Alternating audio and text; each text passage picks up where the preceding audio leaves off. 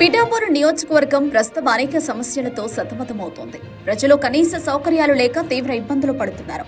ఈ దుర్భర పరిస్థితిని మాజీ ఎమ్మెల్యే టీడీపీ నేత వర్మగారు స్వయంగా పరిశీలించి వెలుగులోకి తెచ్చారు.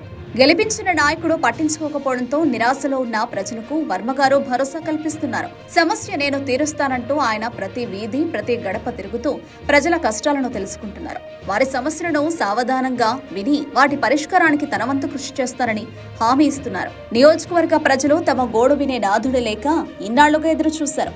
ఎన్నికల్లో గెలిచిన నాయకుడు నేడు రాష్ట్ర ఉప ముఖ్యమంత్రిగా ఉన్నప్పటికీ సొంత నియోజకవర్గాన్ని పట్టించుకోకపోవడం వారిని తీవ్రంగా కలిచివేస్తోంది.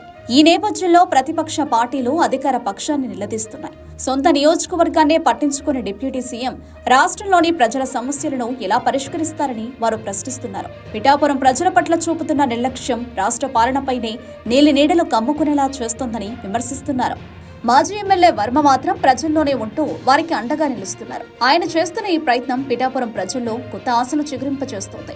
ఎన్నికల్లో ఎవరిని గెలిపించినా ప్రజల సమస్యలను పట్టించుకునే నాయకుడే నిజమైన నాయకుడని వారు భావిస్తున్నారు. మరి రానున్న కాలంలో పిఠాపురం ప్రజల దుస్థితి మారుతుందో లేదో వేచి చూడాలి.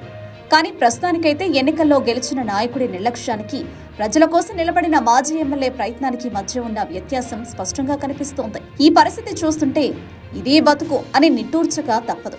ఒకవైపు అధికారంలో ఉన్నా పట్టించుకునే నేత, మరోవైపు అధికారం లేకపోయినా ప్రజల కోసం తప్పిస్తున్న నేత. ఈ ఇద్దరి మధ్య పిఠాపురం ప్రజల భవిష్యత్తు ప్రశ్నార్థకంగా మారింది.